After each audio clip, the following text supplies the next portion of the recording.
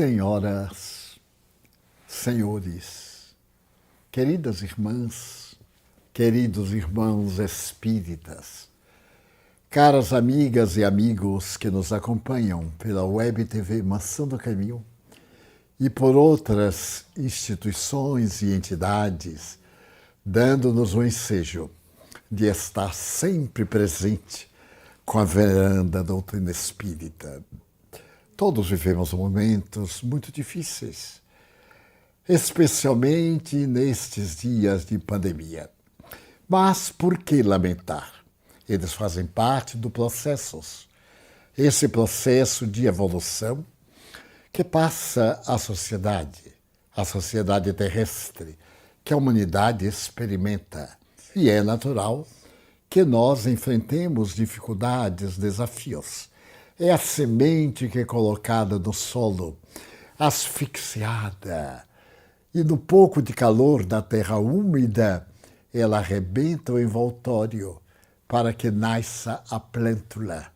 Então, nesse período de sepultamento da semente, da plântula, até o momento da inflorescência, da frutescência, e em que os galhos oferecem o material para transformarmos em utilidades, naturalmente, as dores são muito longas. Mas quando chegarem os momentos de alegria, quando passar a tempestade e olharmos o campo com árvores arrebentadas, a nossa imaginação planejará um jardim, um pomar, uma vila, um lugar de espairecimento e de beleza. O que importa é curar as feridas da nossa alma. Todos nós, neste processo de evolução, apresentemos as doenças do espírito, frutos do próprio processo da ignorância para o conhecimento, para a sabedoria. Não seja de lamentar desconhecer, seja de lamentar atuar conscientemente de forma perturbadora. Isso sim, mas desde que nós sabemos como conduzir os nossos passos, atendendo às leis universais e que estão expostas no próprio livro da natureza. A natureza é o livro monumental que Deus escreve cada página pelos acontecimentos diários. É tão notável este livro que Jesus elegeu na sua cátedra para poder servir de orientação para nós desde há 2000 anos. Se observarmos uma daquelas maravilhosas conversações do entardecer no lago de Genezaré para a multidão, e as nossas necessidades de hoje, elas podem variar em quantificação, em qualidade, mas em realidade são os mesmos problemas. Dificuldades domésticas, problemas de relacionamento, trabalho e repouso, família, saúde e doença, porque somos espíritos na busca da plenitude. E esta plenitude nós vamos alcançar, principalmente nós que temos a doutrina espírita. Permitam-me hoje narrar uma experiência pessoal e que, certo, vai atingir também algumas pessoas, atingir de uma forma positiva e encaminhá-las para a grande solução.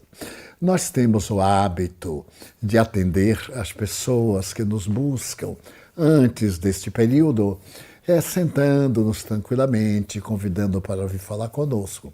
Mas antes, quando havia maiores dificuldades e menor apreço pelo Espiritismo, terminada a reunião, nós ficávamos de pé, íamos atendendo até a última pessoa.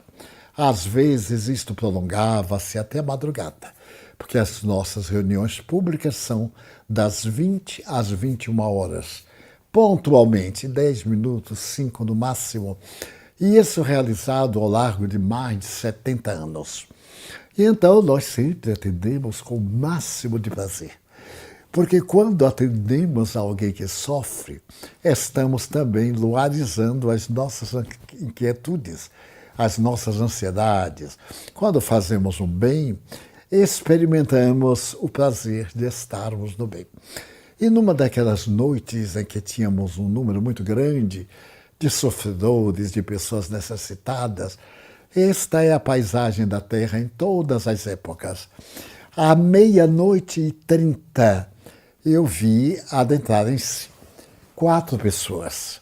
Uma jovem que estava vestida de blue jean, um senhor de uns 50 e poucos anos e 2 indivíduos musculosos que me pareciam enfermeiros. Eu continuei atendendo a uma senhora que tinha chegado à tarde. Estava atendendo quando o cavalheiro veio de lá da sala. Chegou-se até mim, que estava em pé, e disse: olha, Sr. Divaldo, eu tenho um caso de urgência. Eu disse: pois não, muito prazer. Mas o senhor espera um pouco, quando eu terminar esta senhora... Não, Sr. Divaldo, meu caso é de urgência. Pois não. E qual é a urgência? É minha filha. Aquela moça é minha filha. Ela está tomada por espírito do mal.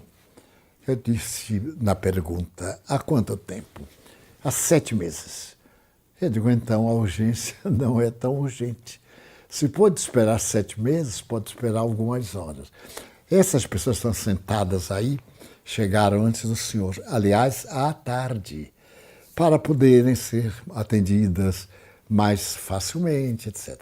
O senhor está chegando agora, não era mais o caso de lhe atender, senão eu não sairei daqui. Eu não resido aqui, resido no subúrbio, daqui a 30 quilômetros, então, mas eu vou atender o senhor, desde que o senhor tenha paciência de esperar. Ele me olhou com desagrado e disse: e a caridade? Eu disse: a caridade consiste em respeitar o direito das outras. Porque nós somos excelentes teóricos contra os outros. Mas é caridade respeitar o direito de quem chegou antes, não acha? O senhor pode ficar tranquilo que eu atenderei. E fui atendendo mais ou menos 2:30 da manhã. Eu os chamei, eles estavam no fundo do salão. E o senhor era realmente um pouco intransigente. Eu disse: olha, podem vir.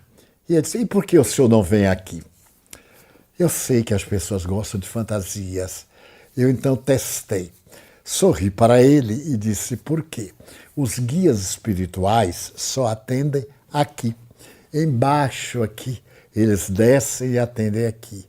Ele perguntou: eu digo: sim, senhor. Então ele veio correndo. Ele preferia uma farsa e depois uma indelicadeza, porque o local que eu atendia era aquele. Mas eu compreendo que ele não estava bem de saúde emocional. Muito bem.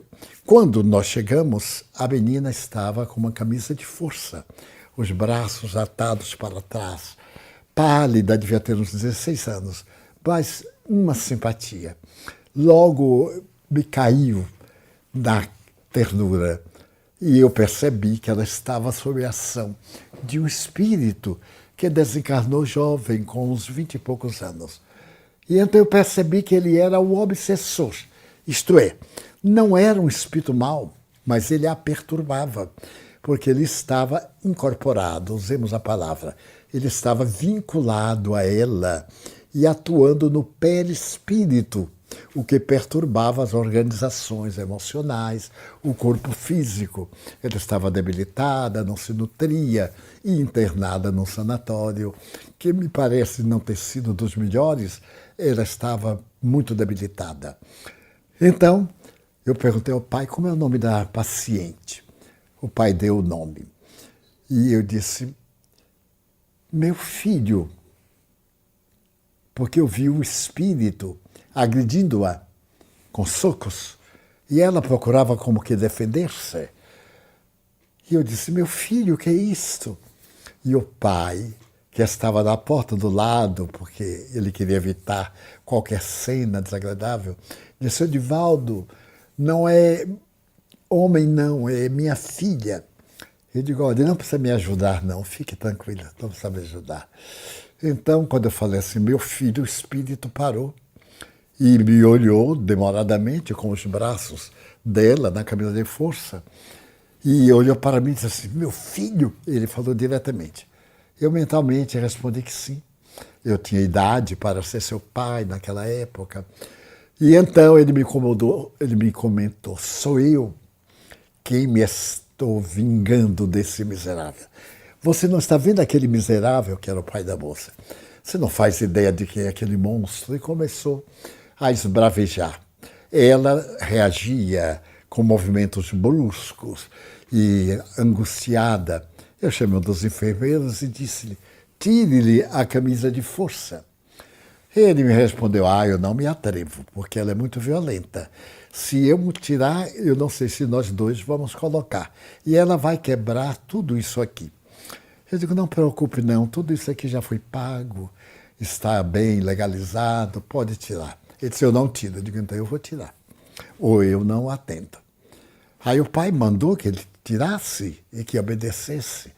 Ele tirou e o espírito que já estava conversando comigo levantou assim as mãos, como se me fosse agredir, mas é verdade, ele pôs as mãos no meu ombro, agora através dela, e disse, o que é que você tem a ver com o nosso problema? Eu disse, uma coisa muito simples, é que você é muito covarde, porque você se aproveita da sua aparente invisibilidade, porque nós nos estamos vendo, para atormentar esta moça, vingando-se do pai dela. Ele disse, você não conhece, o meu nome é Celso. Aí, é um nome bastante raro. Tudo bem, Celso. Ele disse, pergunte a esse infame. Esse infame que está aí é o meu padrinho de nascimento. Aqui no Nordeste nós usávamos muito o respeito aos padrinhos de nascimento. Ele disse, mas o que tem a ver uma coisa com outra? E ele me contou uma história peculiar. Ele me disse, minha mãe morreu e me deixou na orfandade. Éramos nós dois, ela não tinha mais meu pai, que morreu antes. E quando ela estava para morrer, mandou chamar esse bandido e me entregou a ele, criança, e pediu para que ele cuidasse de mim. Porque na tradição católica, o padrinho de batismo é uma espécie de segundo pai. Em emergências, em casos dolorosos, ele exerce, se quiser e puder, a função de pai. Mas o dogma é exatamente para evitar a criança ao abandono, a pobre viúva desenganada, na miséria. Então o padrinho, o compadre, ele compartilha, ele é como um compai ao lado da dificuldade.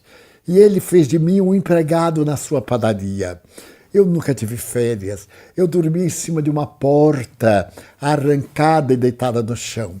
Levantava cedo, trabalhava. Eu disse, quando foi mais ou menos a morte de sua mãe? Ele disse, eu não sei. Eu digo, fale-me algo dessa época e eu calculo. Ele começou a contar uns fatos e eu calculei uns 6 anos que ela tivesse desencarnado. Então eu perguntei, ô Celso, você já a viu? Ele disse, não. Mas não lhe parece singular que ela partiu, você veio atrás, e que ela não lhe recebeu, por que será? Desculpe. Alguma coisa está influenciando o Celso. Você lembra de sua mãe? Ele emocionou-se, através da menina. Ele disse, foi o maior tesouro que Deus me deu. Mas este homem me fez profundamente infeliz. E eu o odiei tanto, tanto, que um dia eu não pude e tive uma briga com ele. Nós fomos a vias de fato. Ele me golpeou muito. E mais tarde, 2 ou 3 dias, eu senti uma dor no peito. Terrível. E então eu entrei no mundo das sombras. Ele deve ter tido um infarto do miocárdio equivalente. Mas como ele era muito pobre, miserável, abandonado, não era gente, isso passou despercebido. Mas quando ele despertou e percebeu que estava vivo, o ódio que ele passou a ter pelo cavalheiro era imenso, verdadeiramente incrível. E num dia em que o cavalheiro conversava com a filha, ele apareceu em espírito na sala, não entendia da morte, nem dos fenômenos. Apareceu na sala e então aproximou-se dela e disse, ela reagiu, ela tremeu só porque eu me aproximei. Então eu disse um nome de ódio E ela repetiu. Aí eu vi que poderia usá-la. Desde então, eu aproximei-me dela, abracei-a e levei até ele e golpeei a face. Eles entraram em luta.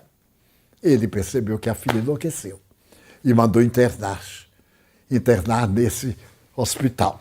Mandou chamar um psiquiatra, uma ambulância, e o meu desejo, matá-lo. Mas primeiro eu vou matá-la. É o meu plano. Matar a fome, a mesquinhada. Depois, então, o meu plano é matá-lo de uma forma vitoriosa. Eu disse, mas que plano fantástico. E depois que você matar? Qual é a vantagem? O que é que você vai receber? Como é que vai se sentir? Porque vem o vazio existencial. Você não terá mais meta. Ele parou.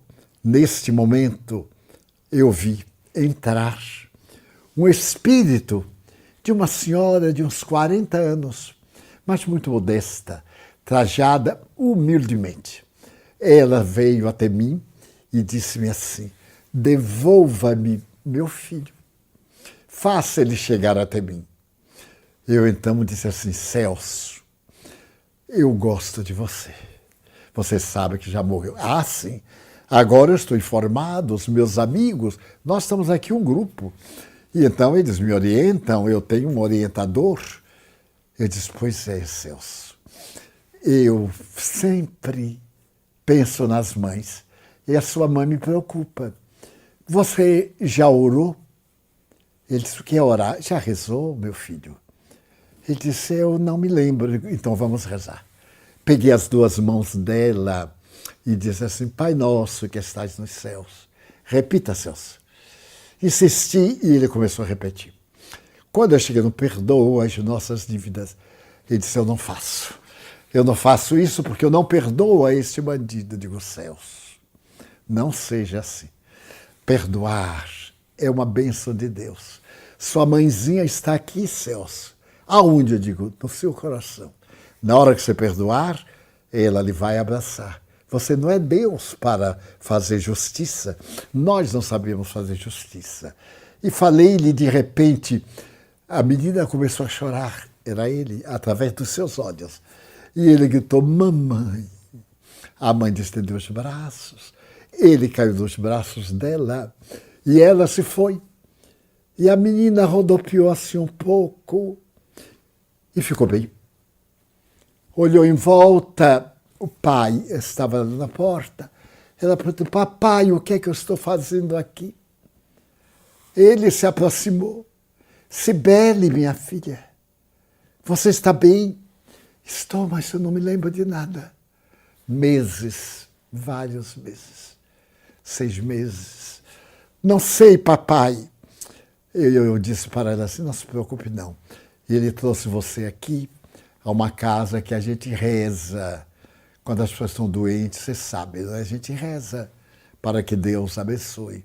E você esteve adoentada e naturalmente rezamos juntos. Você está ótima. Aí o pai se aproximou, seu Divaldo, e agora?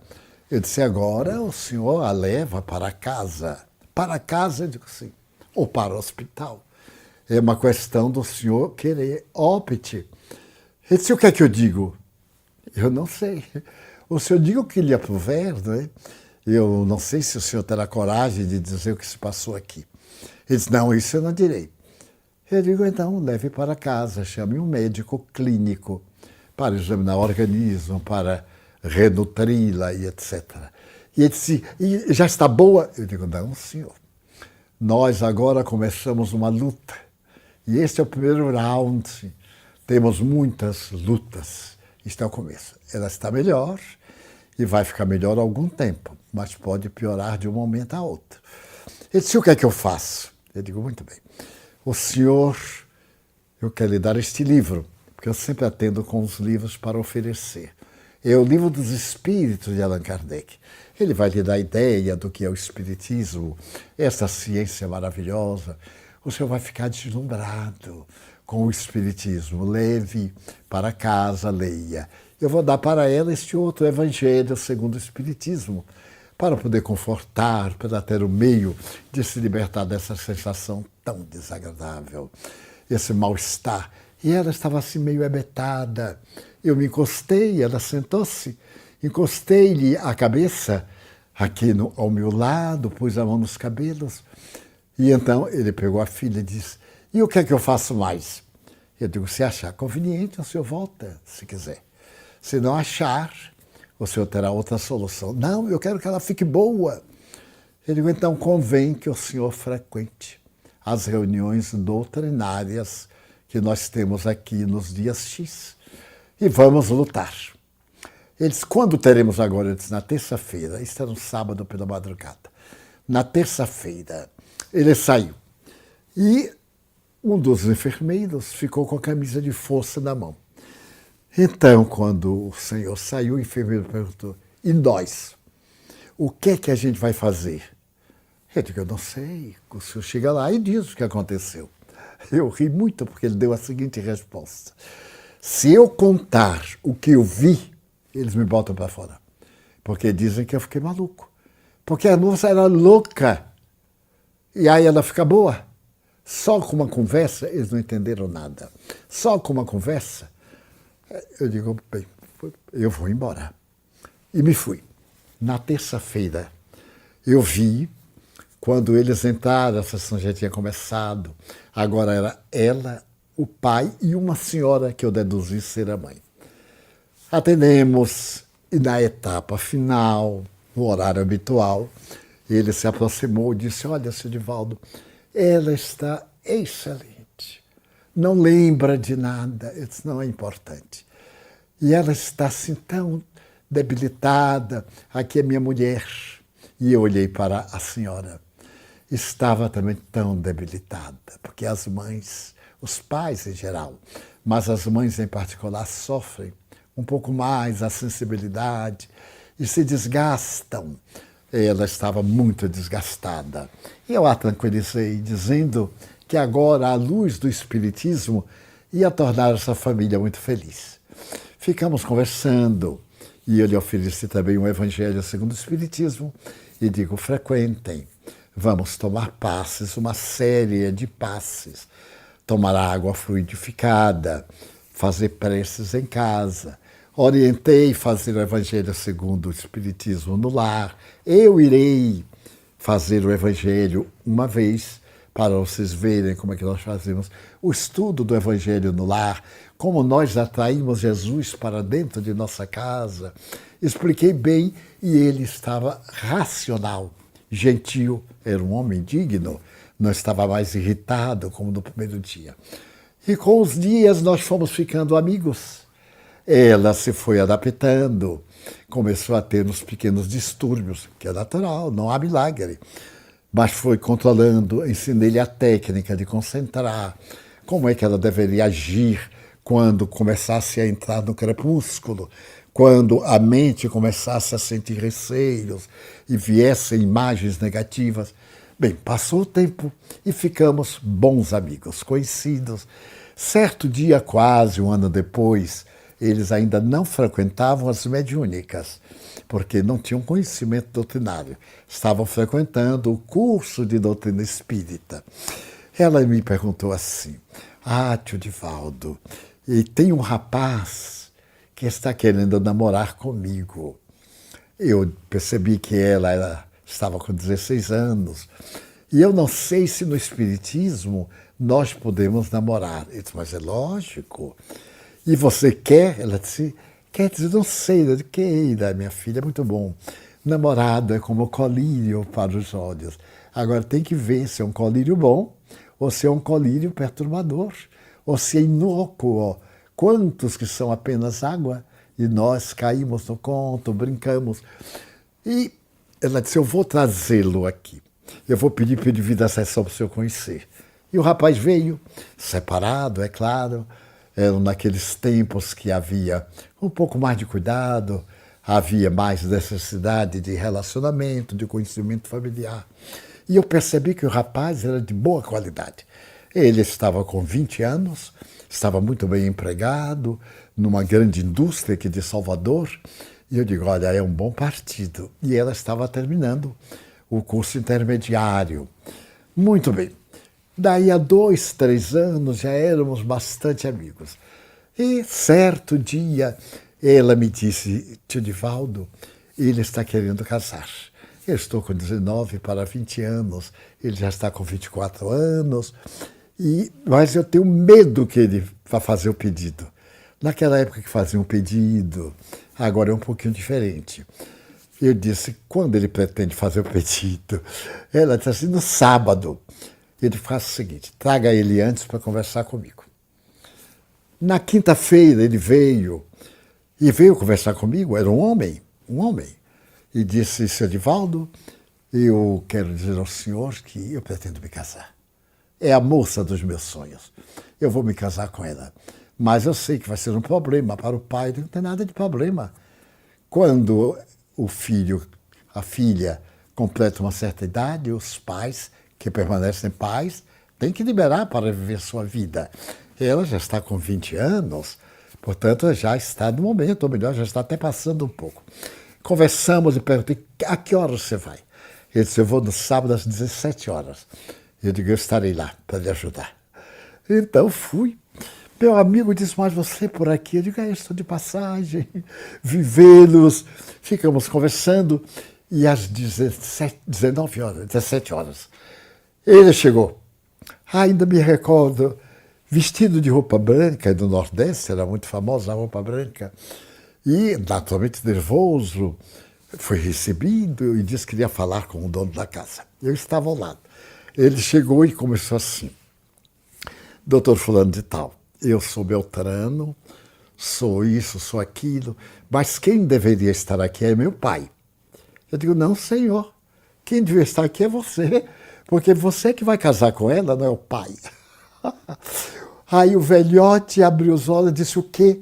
Eu digo, ele veio pedir a nossa Cibele em casamento, e eu acho um bom partido, viu? Nesta época de escassez, não é bom facilitar. O velhote já ficou meio sem jeito. Mas Divaldo, ela era uma menina. Eu digo, o senhor quer que ele case com uma velha? Para quê? Não. Por fim, o pai aqueceu, fez exigências, tudo de fita. No fundo, estava contente. Chegou a época do casamento. Muito bem. Ao casamento civil, eu compareci. Ao casamento religioso, como não pertenço à Grei Católica, respeitei e não fui. Muito bem. Já aí eles frequentavam sessões mediúnicas. Já participavam das mediúnicas e ela, com a mediunidade belíssima, médio de corporação. E certo dia, nós estávamos em reunião quando me aparece Celso. Celso me apareceu. E disse assim, Divaldo, eu venho lhe contar que me vou reencarnar. Eu disse, mas como? Você vai reencarnar aonde? Disse, aqui em Salvador.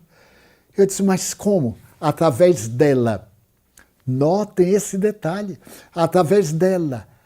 Eu digo, ai, Celso, você vai ser neto do seu protetor. Isso eu quero ver. Realmente eu quero ver, vai ser bem interessante. E fiquei quieto.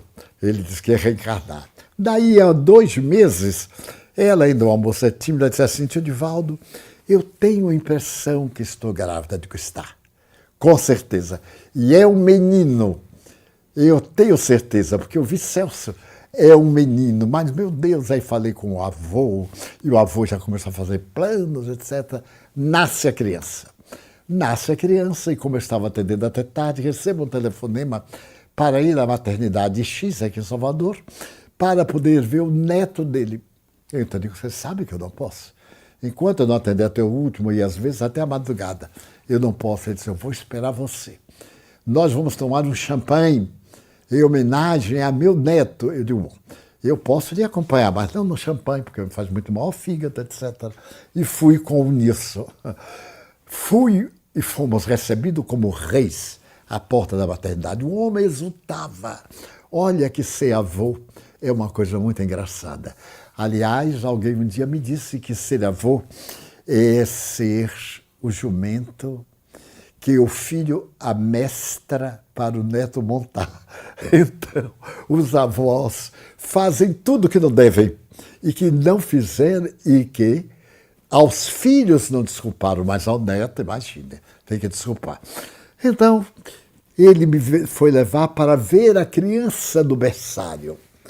Não pode haver nada mais feio do que criança recém-nascida. Mas não diga, por favor.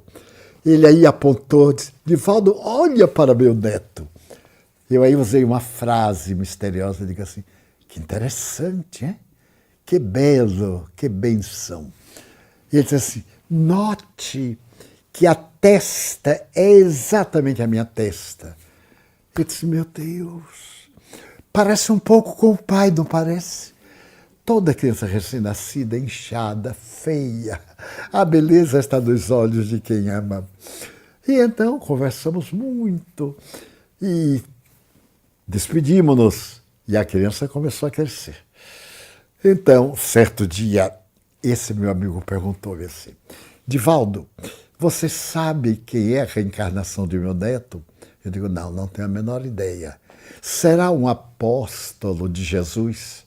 Eu digo, não, não tanto, não podemos exagerar, né? Não podemos. Eu digo, mas meu Deus, olha que vaidade. Mas é um espírito elevado, não é?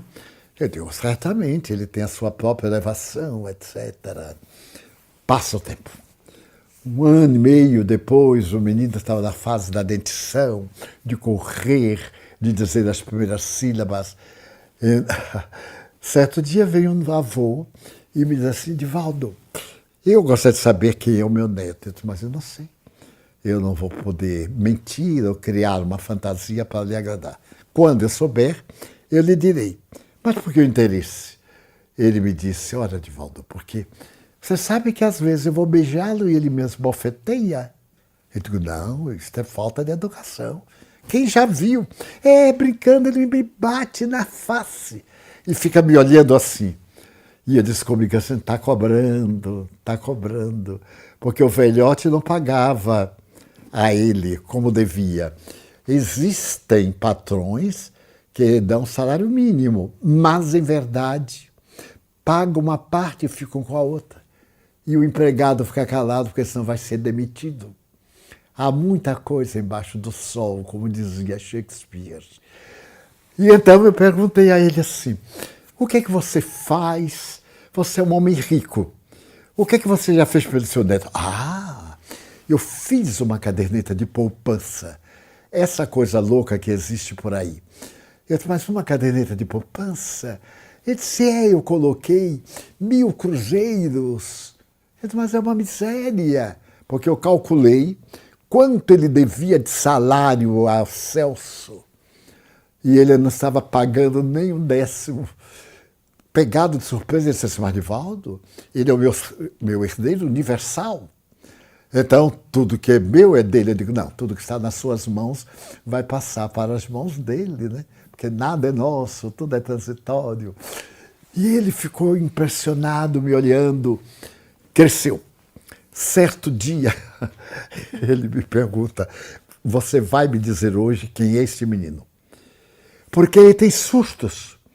Você imagine que ele vem correndo e me chuta a canela e dói. Eu digo, sabedoria está descobrindo o mundo. Eu sabia que o menino estava cobrando, né? Quando o menino completou 8 anos, um dia o menino me disse assim, eu passei a ser avô também. Ele disse assim, vô, eu não gosto de papai. Por quê? Eu digo, eu não sei. Por que você não gosta dele? Olha, eu vou lhe contar. Eu olho para ele e sobe assim uma coisa. Ele diz, mas isso é mal, meu filho. Você tem que amar ao seu pai. Ele, ao seu avô. Ele é generoso, é um homem bom. Ele ajuda ao seu pai, à sua mãe. Por que essa animosidade? Ele diz, não sei. Com 12 anos, ele me disse que estava pretendendo sair de casa. Por causa do avô. Eu disse, mas meu filho, como é que é isto? Ele disse, é o ódio que eu tenho dele. Eu disse, mas você que frequenta a evangelização infanto-juvenil me dizer que tem ódio? Ele disse, tenho. Eu não posso vê-lo. E papai e mamãe ficam desesperados. E ele também. Eu digo, vou correr um risco. Ele disse, sente aí. eu vou lhe contar uma história de um amigo há muito tempo que eu atendi aqui. E contei a história dele, mais ou menos trabalhada, para que ele entendesse sem entender os detalhes. Quem sabe, meu filho, você não tem qualquer débito, o seu avô não tem qualquer débito. Não está na hora de você, que é o credor, que é o merecedor, perdoar seu avô. E ele me disse as mesmas palavras do dia do Pai Nosso. Mas eu não perdoo ele. Eu perguntei, por que não perdoa? Não perdoa de quê? O que ele fez comigo. Mas o que é que ele fez com você? Não sei. Mas que ele fez, não há dúvida. Eu digo, então você perdoa. Para que isso não continue indefinidamente. E eu quero estar ao seu lado. Desejo, você que está na medicina, eu me sinto muito feliz, porque você vai ser o meu médico. Daqui a pouco tempo eu estou naquela fase de necessitar de um médico especialista. Ele me ama tanto que ele me disse assim, olha, eu vou tolerar meu avô por sua causa. Eu digo, não, por você mesmo. Você merece ser feliz. E ele também. Ele merece, meu filho. Ele é um homem bom. Fez muita coisa por ignorância. O mundo nos educa para o egoísmo. Allan Kardec fala sobre o egoísmo. E então eu falei com ele sobre o egoísmo. E ele chorou. Eu digo, olha, você vai fazer o vestibular para a medicina. E é um desafio. Vá com a sua alma em paz. Antes, passe na casa do seu avô. Peça-lhe a benção. Abrace o velhote e peça-lhe desculpas. Não precisa pedir perdão, porque não foi nada grave. Peça-lhe desculpas. Está bem? Ele ficou calado, mas foi à casa do avô, desculpou-se e foi para o vestibular. E fui aprovado. Graças a Deus. Não podia ser diferente. Hoje, os seus pais estão no exterior. A filha, a menina, excelente senhora, mãe de 3. O marido, um excelente doutrinador, dialogador, para conversar com os que sofrem. No seu país, o movimento espírita está começando. Eu estive lá algumas vezes. Iniciamos um grupo, ele dirige. Agora, nessa calamidade, está seguindo as mesmas regras de nossa casa. Os avós também foram acompanhando-os. E não há muito. Escreve-me com assiduidade. E não há muito. No ano passado, o meu neto doutorou-se em medicina. E então, eu agradeci a Deus. A esse Deus de amor e de misericórdia que tudo vê, que tudo elucida. E aí está um dos grandes enigmas, o ódio, pais e filhos, nubentes, filhos e pais. Vêm de outras experiências. A reencarnação, amigas e amigos. É repetir o ano na escola primária ou na escola mais profunda na universidade, por má conduta de aprendizagem no ano anterior. Quando nós procedemos mal na Terra, nós reencarnamos com o objetivo de nos recuperarmos. E é uma felicidade quando nós podemos resgatar. É uma felicidade. Se você tem problemas, e quem não tem, considere que esta é a sua viagem pelo planeta terrestre. Se você gosta de alguém, este não é um amigo de emergência. Quando eu estava um dia psicografando Victor Hugo, no livro Párias em Redenção, ele me falou esta frase que eu não esqueci. Há encontros na vida que são meros encontros. Você encontra uma pessoa, ok, sem emoção, vai para casa, não teve nada demais. Há encontros que são reencontros. A gente é capaz de falar sobre o caráter do outro, dos seus hábitos, da sua personalidade, da sua vida. Há uma química invisível que nos envolve na amizade, na afetividade, na antipatia, no ódio também. Quantas pessoas me dizem, aquele indivíduo eu detesto.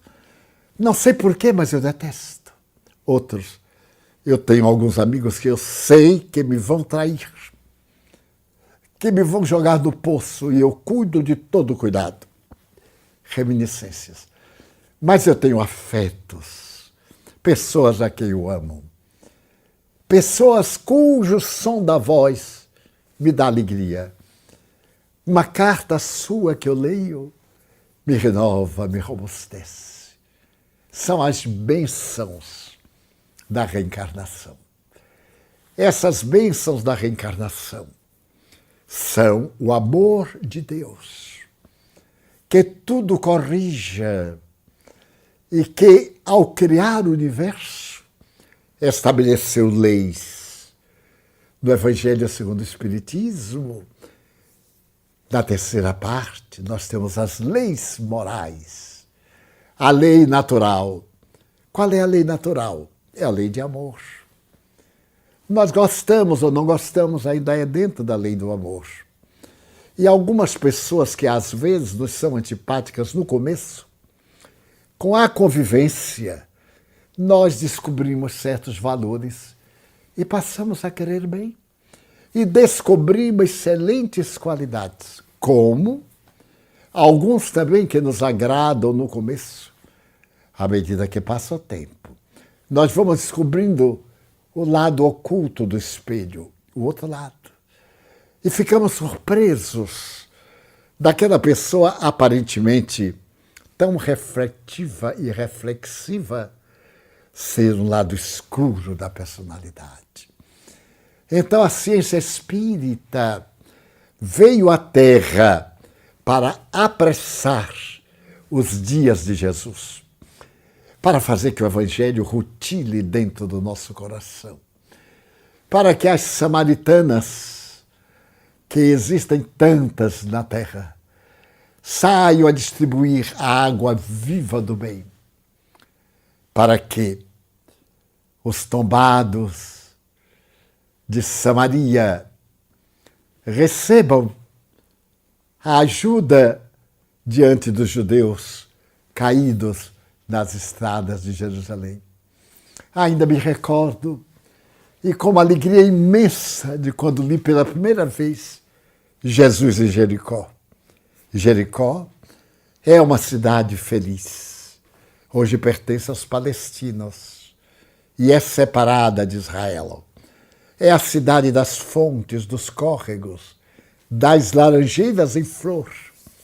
Muitas laranjas exportadas para a América e para a Europa. E então Jesus chega a Jericó. O povo corre, chegou a felicidade, atropelam-se. Pedro está ao lado de Jesus. E de repente Jesus para e pergunta, Simão, quem me tocou? Simão era muito humano, era bem como nós. Aí Simão diz assim, mas que pergunta? Como é que eu vou saber nesta confusão quem é que te tocou? Simão era assim. Aí já respondeu Simão, alguém me tocou. Porque eu senti que de mim se desprendeu uma virtude. Nossa! Que de mim se desprendeu a paz. Aí adiante alguém gritou, fui eu, Senhor. Era uma mulher. Fui eu. Era uma mulher cirofenícia, da Síria, da Fenícia. Ela possuía um fluxo sanguíneo E para os judeus, isto era um pecado bárbaro. Somente se podia lavar em água corrente, meu Deus. O ritual é terrível e ela era excluída da comunidade. Então ela sofria e não podendo pedir nada a Jesus, que a multidão deixava, ela tocou nas vestes dele. E de imediato se operou o que ela desejava, a sua saúde espiritual e física. Então a reencarnação vem para que nos depuremos, para que fiquemos em paz de consciência. Então essa doutrina que tem por base a imortalidade da alma, não se desengane nem desespere, porque hoje nem tudo está bem. Amanhã, tem amanhã. E eu recebi uma mensagem com esse título, Amanhã. E ontem eu psicografei uma outra com o título Atenção. Atente para as coisas boas que a vida lhe deu. E agradeça. Não pense que somente tudo é mal. Cada manhã que você desperta e vê a luz, é uma bênção. Veja agora as pessoas morrendo por falta de ar. Ar que custa muito. Artificial. Porque não pode respirar o oxigênio que Deus nos dá gratuitamente. Já notou que você respira bem? Agradeça. Já notou que você, apesar de tudo, é capaz de amar, de confiar, de sorrir, de servir e, acima de tudo, de compreender que não existem efeitos que não tenham causas. O Espiritismo estabelece a lei de causa e efeito. Então não paga pai por filho e etc. Não. O neto de hoje pode ser o avô de ontem. A criancinha que reencarna através desse médium era a mesma que o pai dela maltratava. Mas eu perguntei um dia aos bons espíritos um detalhe que vale a pena examinar. A briga de Célcera com o pai dela. Por que ela sofreu? Por que ela foi a porta do sofrimento? Porque tendo mediunidade, tendo dívidas, os espíritos nobres fazendo-a sofrer por um problema do pai, ela estava resgatando suas próprias dívidas. E o pai estava adquirindo débitos. Daí, hoje, ele é um homem que tem problemas de saúde, já é um homem de idade regular. Está perto de mim na idade, tem problemas. Mas a doutrina espírita conforta-o, ajuda-o. Claro que hoje eu já lhe disse quem era o neto, a felicidade que ele tem, os bens que ele acumulou na vida e que passou para o neto, através da filha, herdeira única, do genro, e são felizes, porque os efeitos já são agora do bem que eles vêm praticando nesta encarnação. Pratique todo o bem possível. O bem de hoje apaga o mal de ontem. Como a claridade do dia nos faz esquecer a sombra tenebrosa da noite. Todo dia é uma expectativa nova, é uma bênção. Então esta doutrina que nos fala de mortalidade, que diz que nós vamos encontrar os nossos mortos e vamos conviver em família novamente.